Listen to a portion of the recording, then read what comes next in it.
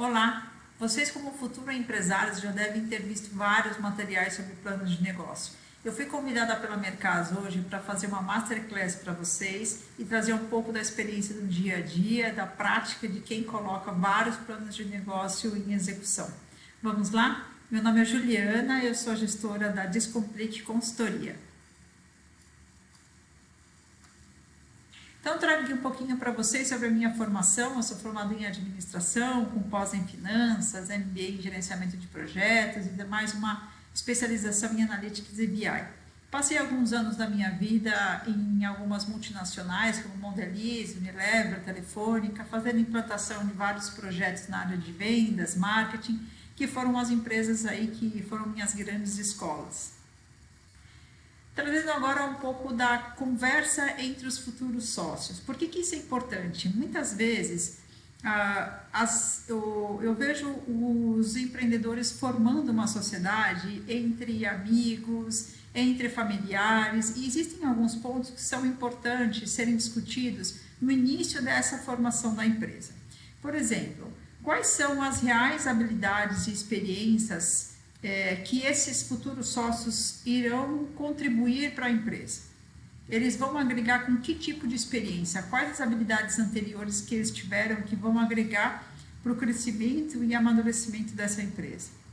Os objetivos entre os sócios, eles são os mesmos com relação ao futuro da empresa? Quando a empresa estiver crescendo, nós vamos abrir uma nova unidade, esses investimentos que vão começar a aparecer, eles vão ser direcionados para desenvolver um novo produto, um novo serviço. Atribuições e responsabilidades de sócios na empresa e também tempo disponível. Qual que é o tempo que cada um dos sócios vai dedicar no dia a dia dessa empresa? Qual que é a responsabilidade que cada um terá? Eu fico com a área de finanças, eu fico com o responsável pelo marketing, eu fico responsável com o atendimento do cliente. Acordo de sociedade. Acordo de sociedade é importante porque ele vai além do contrato social da empresa. Ele é um termo que você encontra alguns modelos na internet, que existem várias cláusulas, que é importante conhecer e também preparar esse documento, assinar entre os sócios. É importante também que seja revisto por um advogado, isso seria bastante interessante. Definição de prolabore e retirada dos lucros. Qual que é o valor do prolabore que cada um dos sócios terá? Quando que nós começaremos a fazer as retiradas de lucros? Quando os lucros começarem a aparecer, nós dedicaremos 40% para a divisão entre os sócios e 60% para reinvestir na empresa? Governança. A governança, ela vai trazer uma organização para a empresa e uma certa rotina no sentido de quantas reuniões nós teremos, reuniões semanais, mensais, quais os pontos que nós vamos discutir, quais os relatórios que nós vamos avaliar ao longo desse período. Sumário executivo. Sumário executivo, ele é um resumo de todo o projeto. Ele vai ser a última parte que vocês vão colocar no plano de negócio. Ele tem que deixar alguns recados. Para vocês que já estão acostumados com o ambiente de startups, é como se fosse um pitch. Ele vai precisar ter um conceito básico do negócio e deixar muito claro qual que é o problema, qual que é o valor que você está agregando para esse cliente. O negócio ele foi planejado detalhadamente, vocês conhecem quais são os desafios do projeto em cada etapa? Os sócios, eles são capazes, eles têm capacidades de tocar esse negócio diante de todos os desafios? Quais são as experiências que esses sócios possuem? Existe um mercado bem definido? Foi pesquisado o mercado, o público-alvo? Quais são as vantagens competitivas que você tem diante dos teus competidores? As projeções financeiras que vocês avaliaram, estudaram, elas refletem realmente a realidade? Não tem nenhum número que está superestimado? E, é claro, deixar muito explícito para os investidores, né, que é uma excelente fonte de retorno para eles. Plano de marketing. A parte de análise de mercado. Eu gosto de fazer pesquisa de análise de mercado com bastante detalhe e muitas vezes a gente acha dificuldade em fontes, tá? Eu costumo buscar associações e cooperativas do segmento do negócio. Isso você consegue encontrar na internet facilmente. Também faço pesquisa em cima de teses e conclusões de cursos, de mestrado, muitas vezes estão em português, algumas vezes em inglês, mas eles trazem ali um complemento de vários pontos que você precisa colocar no teu plano, desde análise de mercado, de oportunidade das áreas, também custos que você pode ter, né, ao longo desse projeto. Quais são as taxas de crescimento dos últimos anos desse segmento que você vai trabalhar? Eu gosto também de consultar os relatórios de grandes consultorias como a McKinsey. Elas trazem relatórios de tendências do segmento e também de tendências de comportamento e hábitos dos consumidores.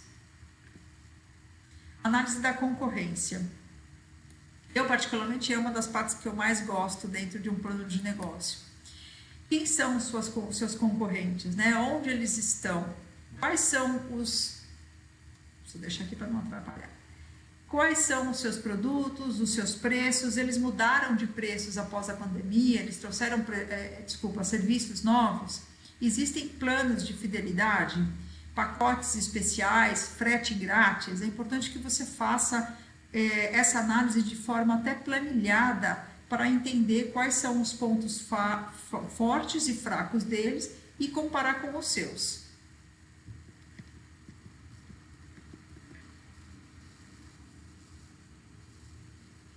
Se você tiver um mapa da cidade, da região onde você vai atuar, é importante que você coloque quais são os concorrentes dentro desse mapa e veja a sua localização com relação a esses concorrentes.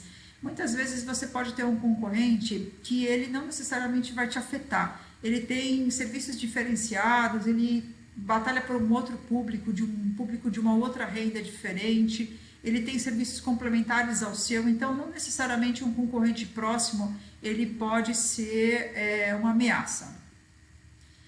Um ponto que a gente sempre escuta também na consultoria, quando eu pergunto para os clientes quem são os seus concorrentes, eles dizem que o produto dele não tem concorrente. E, na verdade, todo mundo tem concorrente, né? Às vezes você não tem um concorrente direto, mas você concorre pelo bolso do cliente. O seu serviço, a tua solução, ela pode ser uma inovação que não exista no mercado, mas você compete pelo bolso do cliente que vai ter que optar entre a sua solução ou do seu concorrente.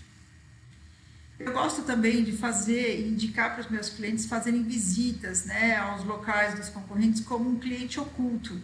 Então você passa por um consumidor ou faz um cadastro, preenche para receber informações desses concorrentes. E claro, estudar muito bem o site deles, as redes sociais, quais são as interações que eles possuem com o público-alvo, quais são os comentários que eles têm nessas redes sociais, as avaliações no Google. Ali a gente consegue pegar às vezes ponto forte, ponto fraco desse concorrente, se tem alguma informação no Reclame Aqui. Agora a gente entra na parte de estudar o cliente, tá? Algumas características gerais são bem importantes você conhecer, claro, sexo, idade, hábitos, expectativas, o que eles esperam do futuro, formação profissional, renda familiar. Isso vai te dar um norte para você começar a montar a sua estratégia de atuação dentro desse nicho de cliente, tá? Quais são os interesses dele e comportamentos que esse cliente tem, né? Qual que é a frequência que ele compra, que ele consome esse produto, esse serviço? Que problema que eu estou resolvendo da vida dele com essa inovação que eu estou trazendo? Que preço que eles estão pagando atualmente? Será que eles estão dispostos a pagar um pouco mais pelo meu serviço? Ou eles estão dispostos até a pagar um pouco menos por um serviço um pouco mais inferior? Tem recompra? Plano de mídia. Aqui eu trouxe de forma bem resumida, tá, gente? A gente tem um vídeo no Masterclass do Nino Carvalho, que um professor, foi meu professor, que fala muito mais aqui sobre o potencial aqui que a gente tem dentro do marketing, de para um projeto, né? Mas o ponto que eu faço faça um plano de investimento, um orçamento de marketing, contemplando diferentes investimentos, tanto em redes sociais como o Google, se o produto de vocês tem a oportunidade de venda dentro do Google Ads, né? E façam testes. Tenta investir um pouco mais numa rede social, num LinkedIn ou num Instagram, coloca um pouco no Google, muda a campanha, muda a palavra-chave e vai testando, né? É sempre muito importante porque a gente às vezes não acerta aonde está o nosso público e até qual é definitivamente o público que a gente vai conseguir agregar com esse serviço. Capricha na navegação e comunicação do seu site. Então, fazer um site com comunicação bem objetiva, de fácil navegação. Existem vários modelos, não necessariamente de uma concorrente, mas existem vários modelos aí de site bastante atraentes para poder usar como modelo. Pense em parcerias e serviços complementares ao seu também para agregar. Força de vendas, estratégia de vendas, né? Quantos vendedores eu preciso para começar? Como eles serão treinados? Como que é essa minha força de vendas? Eu também já tive algumas experiências que logo no começo, esse empreendedor, ele faz a contratação de vários vendedores, prometendo salários altos, e no começo não é assim, né? Então, existe um período de prospecção de mercado até você se consolidar ou até conseguir os primeiros clientes, em que você não vai ter condição, muitas vezes, de pagar um salário fixo para esse vendedor. Então, negocia um salário que vai pagar os custos desse vendedor, né, os custos mais operacionais, e por comissão. E essa comissão e esse acompanhamento, ele pode começar até mesmo no momento das prospecções. Não necessariamente ele vai já conseguir de cara a venda, mas se ele conseguir reuniões, agendamentos, leads, isso já é um indício de que ele está indo no caminho certo, que pode ganhar uma comissão em cima dessa prospecção, né? Então, como eu remunero pela prospecção dos clientes? Metas de prospecção, façam metas, né? Então, metas de ligação, metas de contato, envio de proposta, visita, isso é um funil, né? Então, é o funil de vendas. Se você conseguir fazer um acompanhamento para uma ferramenta de CRM, melhor ainda. Pense em bônus de participação na sociedade, se caso você tiver um funcionário que exceda até em termos de entrega, né? Ele seja muito bem nas entregas, ele está trazendo um resultado muito bom, então ajude com algum incentivo para que ele continue assim. Projeção de vendas. Eu vou mostrar mais para frente uma projeção de vendas, mas basicamente é fazer uma projeção mensal da quantidade de produtos ou serviços que são vendidos, é claro que com uma evolução gradativa, né, mensalmente, simulando aí um crescimento impulsionado de repente por alguma divulgação, por compras recorrentes. Então começa com os teus produtos, a quantidade de vendas mês a mês e com aumentos gradativos, né? Isso vai gerar para você uma receita de vendas projetada, que a gente vai utilizar ela depois na análise financeira. Canais de distribuição. Como o seu serviço chegará até os seus clientes? Quais são os canais que você vai utilizar? Quais as dificuldades que você tem para conseguir chegar e ter uma excelente distribuição em cada canal, né? Reflita sobre qual é o meio mais adequado para chegar em seus clientes. Com a pandemia, nós tivemos aí diferentes meios de distribuição com motoboy, né? Com muitas vendas pelo correio. Então, analisa cada um desses canais. Avaliar também os custos, né, para diferentes canais. Plano de viabilidade financeira, vamos lá. Essa parte é assim, o que eu vejo na prática, pessoal, é que muitas vezes o plano financeiro, às vezes ele é um pouco negligenciado pelos empreendedores. Existem alguns pontos de superestimar receitas e subestimar as despesas. E o plano financeiro, ele pode inviabilizar completamente projetos, né? Eu já tive à frente de alguns projetos que foram inviabilizados em virtude do não sucesso na análise financeira, tá? Então, números fora da realidade, ausências de despesas extras ou mal orçadas, além de superar superestimar receitas iniciais e retorno no curto prazo. O otimismo ele é necessário, mas se tratando de negócios e investimentos, ser realista poderá salvar inúmeros problemas futuros. Então, eu trouxe aqui para vocês algumas informações sobre o que é um fluxo de caixa projetado. A gente vai falar sobre receita. Dentro das receitas, como nós falamos lá atrás, é interessante que vocês façam as projeções dessas vendas mensais evoluindo conforme o tempo. Simule 3 diferentes cenários de vendas. Um cenário onde você tem um faturamento mais conservador, um faturamento otimista, que supera as expectativas de vocês, e um cenário de faturamento pessimista, tá? Ele pode refletir uma análise de resultado de 12 meses. Então, seria a soma do faturamento projetado, né, um faturamento planejado, ao longo de 12 meses, crescendo gradativamente, tá? As despesas.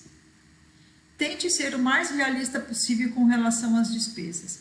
Pesquise as despesas que ainda não conhece por não estar atuando no negócio. Às vezes a gente esquece de algumas despesas, né? E por não estar realmente no negócio. Então é importante que você conheça quais serão essas despesas que você vai ter, às vezes certificações, licenças, né? Que podem ocorrer ao longo do projeto.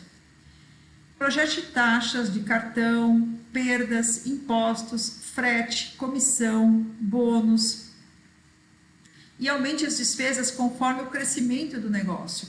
Então, às vezes você coloca na tua linha de despesa de contratação de funcionários, um funcionário. Só que com o aumento do teu movimento, da tua receita, das tuas vendas, você vai precisar contemplar mais um funcionário dentro da tua projeção. E resultado e capital de giro. Resultado, ao final das receitas e despesas, você vai ter um resultado de lucro e prejuízo, que eu vou mostrar um pouco mais para frente em algumas planilhas, tá?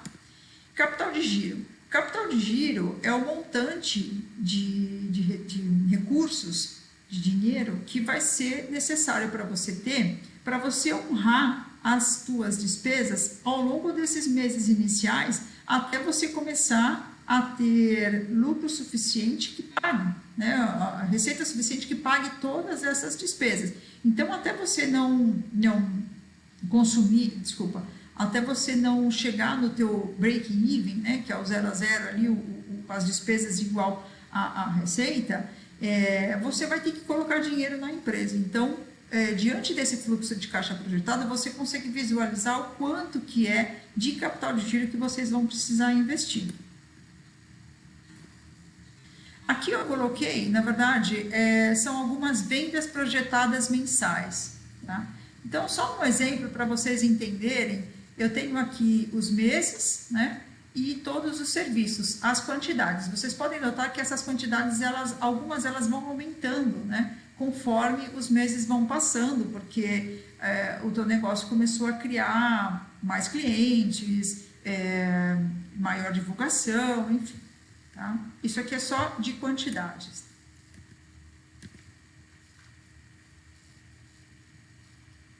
Aqui a gente tem as receitas projetadas, né? Então, seria aqui num período de 12 meses, aquelas mesmas receitas, aquelas mesmas quantidades que nós vimos, mas agora aqui com receitas mensais e divididas por serviços. E vocês podem ver aqui, e aqui eu já começo a ter um percentual de lucratividade de cada serviço. Para quê? Para saber qual é o que me traz mais lucro e aquele que eu vou colocar mais foco. Aqui é um fluxo de caixa projetado, é um arquivo que você pode encontrar facilmente na internet, onde a gente tem as receitas e começam a ter todas as deduções das despesas e aqui o lucro. Tá? Vocês podem ver que no início, nesse caso, isso aqui é só um exemplo, ele veio um longo período com prejuízos 25, 14, 13, 9, enfim, até onde a empresa começou a dar lucro. Esse exemplo de fluxo de caixa, ele não está contemplando as despesas iniciais que o projeto vai incorrer, que são reformas, aquisições de máquinas, tá? Você pode colocar aqui as parcelas dessas aquisições de máquinas, contratação de serviços, tá? Mas aqui no fluxo de caixa projetado não está contemplando as despesas iniciais do negócio, tá? Muito cuidado, principalmente com despesas como aluguel, fornecedores e contratações caras. Elas podem inviabilizar o futuro da empresa. Você começa, né? Imagina, aluga um espaço grande, interessante, faz reforma, só que o aluguel é uma despesa muito forte, muito alta dentro de um financeiro de uma empresa. Então, às vezes, ela pode realmente ser além do que você está conseguindo pagar. Isso é bastante comum. E aí, depois que você já contratou, que você já assinou um contrato de locação, não tem muito que possa ser feito, tá? Então, por isso que eu falo para prestar bastante atenção nesses pontos. Projeção de cenário de 12 meses. A gente já está chegando quase ao fim da nossa Masterclass. Esse cenário também são com números hipotéticos, tá? Eu só quis trazer para vocês aqui um resumo do que seria um cenário pessimista, conservador e otimista, onde você tem uma receita e você tem algumas despesas. E ao final você tem um resultado. O resultado pessimista seria um resultado de prejuízo, de aqui no exemplo, ser de menos 28%. Um cenário um pouco mais conservador, de 3%, e um cenário otimista, de 14%. Isso aqui foi um exemplo juntando 12 meses de faturamento. Então, você primeiro faz aquela projeção do fluxo de caixa, coloca aqui e faz essa análise de cenário. Começou a operar, começou o teu negócio a ir para frente, você compara. Você começa a comparar, poxa, eu estou dentro do cenário pessimista, do conservador, do otimista. Essas são os tipos de análises que vocês precisam ter como discussões nas reuniões que eu falei lá atrás, que eram importantes dentro do ponto da governança, né? Reuniões semanais, reuniões quinzenais, para análise de relatórios. Esse é um tipo de relatório que ele vai funcionar como se fosse um indicador para você, um farol, para saber se vocês estão indo para o lado certo, né? Aqui, execução. Eu trouxe esse ponto, gente, porque assim, é muito glamouroso falar de estratégia, falar de planos, ideias, mas muitas empresas pecam na hora de colocar em execução o plano, tá? É importante fazer o detalhe da execução desse plano de negócio como se ele fosse iniciar no dia seguinte, tá? Um detalhamento mesmo, separado por áreas, faça quantos ajustes for necessário. Isso te trará mais segurança para você e para o seu possível investidor. Então, detalha as etapas de execução que vão existir dentro desse projeto, com responsáveis, né, com os riscos, com os períodos, com os prazos, quanto tempo que cada etapa vai demorar, qual o ponto que eu tenho, de repente, um risco financeiro e também um risco de operação, para você ter isso em alerta quando a execução acontecer. É importante que nessa etapa de execução, de colocar em prática o seu plano de negócio, você saiba fazer a delegação. Você não vai conseguir tomar conta de tudo. Às vezes 2, 3 sócios ou 1 ou 2 sócios já é o suficiente. Mas é importante que vocês aprendam a delegar tarefas, ensinar as pessoas a fazerem as atividades e confiar, né? Coloque prazos de entrega, escolha uma boa ferramenta de projetos para acompanhamento e compartilhamento das informações. Eu trago aqui um exemplo do Trello, eu utilizo há muitos anos o Trello, existe versão paga e versão gratuita, que é muito boa, mas você consegue aqui fazer o acompanhamento exatamente de prazos, de envolvimento, existe como se fosse um chat interno para você perguntar sobre o andamento das atividades entre os envolvidos. O livro que eu utilizo e que eu indico para os meus clientes também é esse da Rhonda Abrams, o Plano de Negócio de Vendedores. Caso vocês queiram conhecer um pouco mais, é um livro que ele não é muito barato e também não é pequeno, mas ele é muito completo. E para finalizar, eu deixo uma frase aqui do Bill Gates, que é o fundador da Microsoft e um dos maiores investidores sociais que os Estados Unidos tem. Se você quer chegar onde a maioria não chega, faça o que a maioria não faz. Então, acho que aqui fica um pouco do recado também que eu trouxe para vocês de se aprofundar dentro do plano de negócio. Às vezes vale a pena a gente investir mais tempo em entender o projeto, entender as etapas críticas para fazer algo que faça realmente a diferença. E, para finalizar, eu deixo aqui meu agradecimento para a Mercas, foi um prazer, espero poder ter contribuído um pouco com a experiência de vocês, com o desafio de vocês. Embora eu tenha trazido vários pontos de desafio, eu acho que realizar o sonho de ter uma empresa conforme você sempre sonhou, com aquilo que você acredita, com os teus valores, os valores dos teus colaboradores, é muito gratificante. Tá? Então eu agradeço, aqui está o meu contato, meu telefone, e fica um abraço para vocês. Obrigada!